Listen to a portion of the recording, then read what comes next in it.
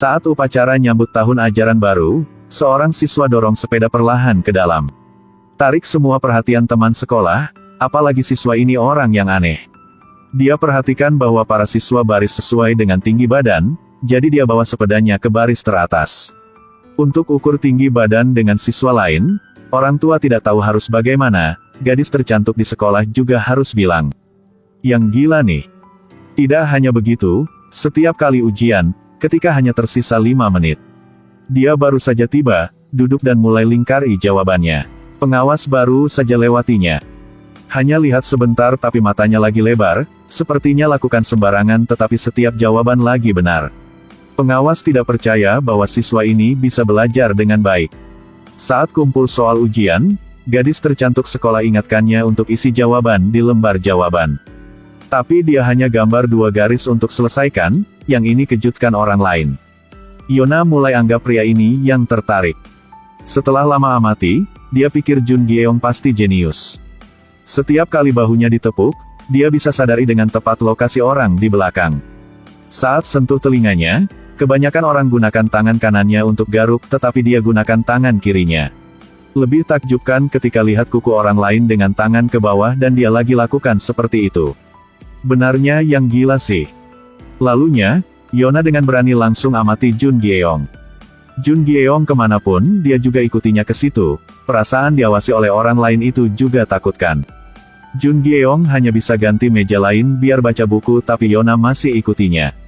Buatnya rasa sangat ganggu. Apa itu, kamu sukai aku doang? Apa sih, aku tahu aku sukai kamu. Yang gila. Jun Gyeong pelan-pelan pergi, Yona pikir dia benarnya gadis tercantik sekolah, kok harusnya lagi beku. Yona pikir Jun Gyeong sudah punya pacar tapi sahabatnya tidak pikir begitu. Untuk ketahui kebenarannya, dia aduk-aduk tas sekolah Jun Gyeong dan temukan surat yang ditulis untuk presiden. Ternyata, dari sejak kecil, Jun Gyeong telah tinggal di desa, setiap kali ke sekolah, harusnya lewati 3 terowongan dan 3 jembatan. Setiap tahun lagi ada banyak orang di desa meninggal di rel kereta api dan kakak perempuannya jatuh ke air dan kehilangan nyawanya. Jadi sesekali, Jun Gyeong lagi tulis surat kepada presiden. Harapnya suatu hari nanti presiden akan bangun dermaga di pedesaan agar masyarakat bisa secara lebih mudah untuk bepergian tetapi telah tulis lebih dari 50 surat dan masih belum terima balasan. Saat Yona sedang bacanya dengan serius, Jun Gyeong lagi ambil surat, besoknya saat jalan ke sekolah. Mereka berdua saling ketemu, Yona mau minta maaf kepada Jun Gyeong, tapi dia lagi tidak peduli. Yona juga tidak marah, lagi bilang samanya. Tidak ada yang tulis surat dengan dialek seperti itu. Lagi salah di mana-mana, surat begini kok bisa buat si presiden tersentuh. Aku telah beritahu kamu bahwa ayahku anggota Majelis Nasional. Sejak saat itu, Yona jadi tutor Jun Gyeong, dan Jun Gyeong jadi pengikut Yona, makan tteokbokki dengannya setiap hari, main game, dan lukis.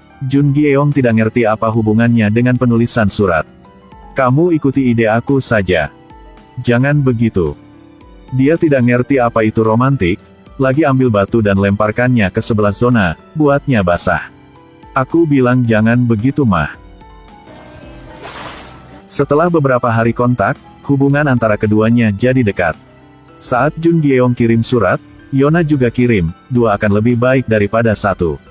Yona dengan senang hati ajak junior keluar untuk makan es krim tapi dia harus pergi. Karena jika orang tua di desa tidak bawanya lintasi rel, itu akan sangat berbahaya.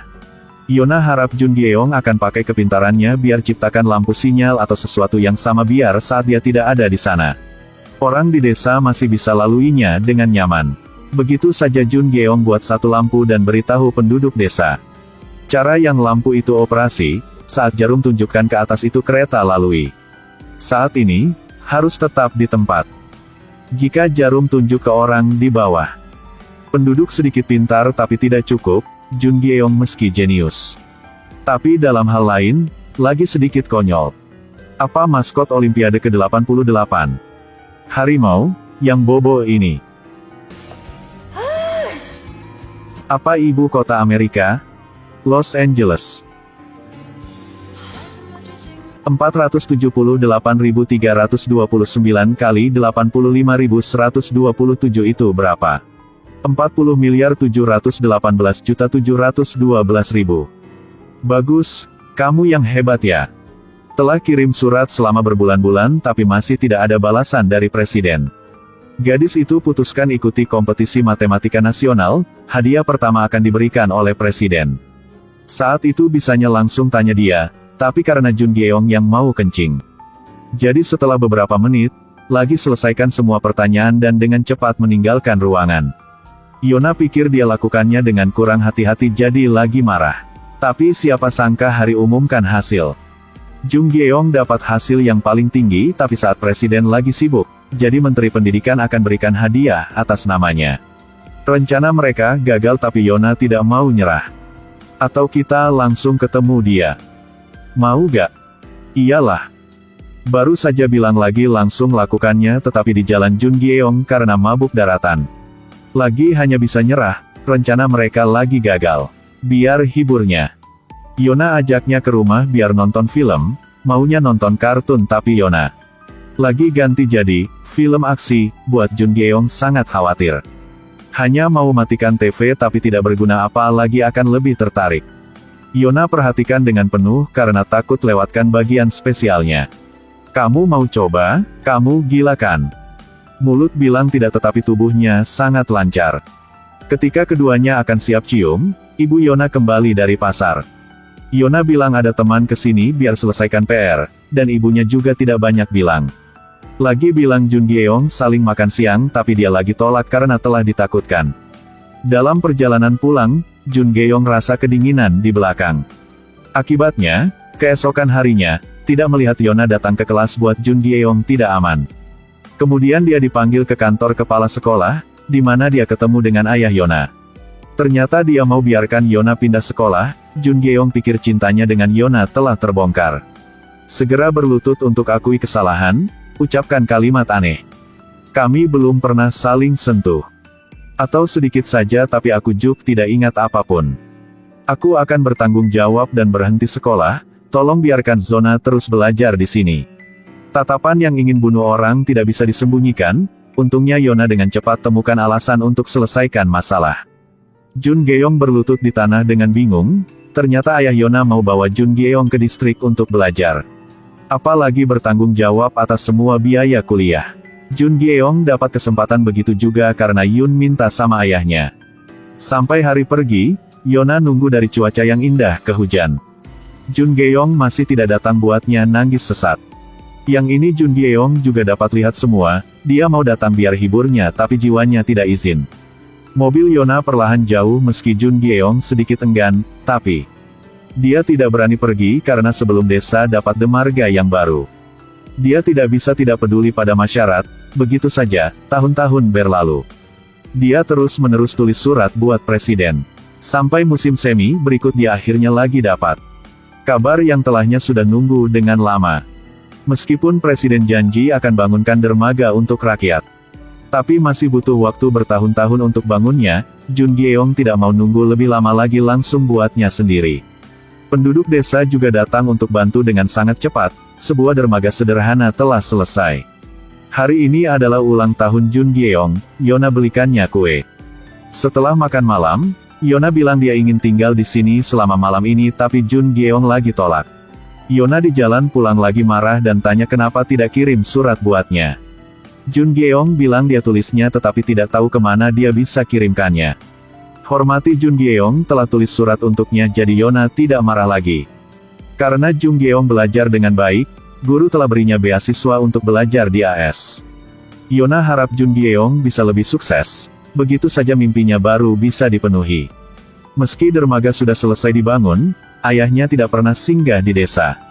Setelah bertahun-tahun, Jun Gyeong bertekad untuk bangun dermaga agar dia bisa dapatkan pengampunan ayahnya.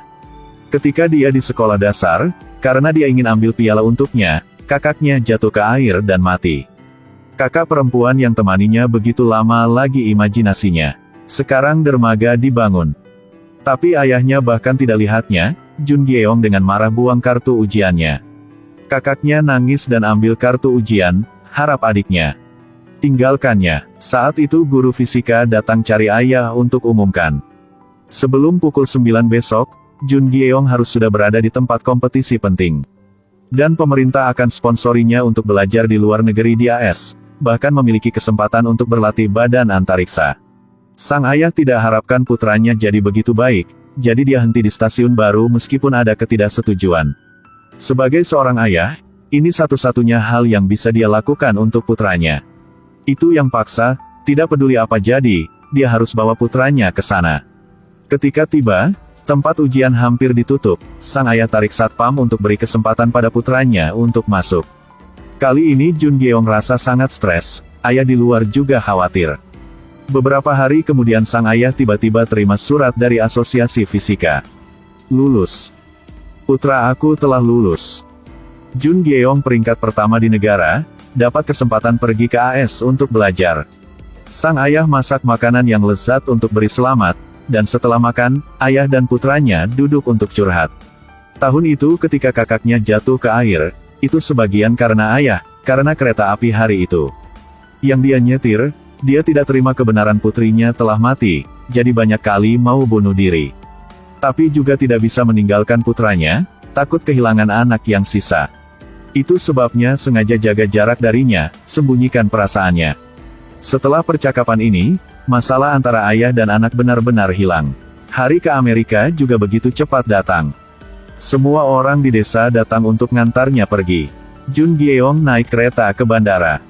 Duduk di sebelahnya kakak yang dilihatnya. Si kakak tahu bahwa adiknya sudah dewasa. Dia bisa pergi dengan tenang. Kakak dan adik ucapkan selamat tinggal satu sama lain untuk terakhir kalinya. Ingat rawat dirinya dengan baik. Setelah bilang, si kakak hilang dari dunia.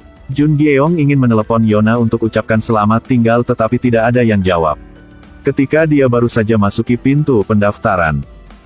Jun Gyeong yang tidak peduli pada hentikan juga keluar. Yona juga datang. Mengapa tidak menelepon aku kok lagi pergi? Ditelepon tapi tidak diangkat. Kapan sih? Baru saja. Yona pukulnya dengan tasnya dan tanya dia tidak ingin lihatnya sebelum pergikan. Bahkan dipukuli Jun Gyeong tidak akan mengeluh. Sebelum pergi, Yona mintanya ingat rawat dirinya dengan baik. Kamu tahu cara tulis surat kan? Pasti tahulah. Jangan lihat cewek lain. Makan tepat waktu, jangan sampai sakit. Masih ada lagi. Juga tidak boleh rindu aku begitu banyak. Sebelum Yona selesai berbicara, Jun Gyeong ciumnya. Di mata orang lain, Jun Gyeong bisa belajar di luar negeri itu semacam keajaiban. Tapi dengan Jun Gyeong, bisa ketemu sama Yona barunya keajaiban.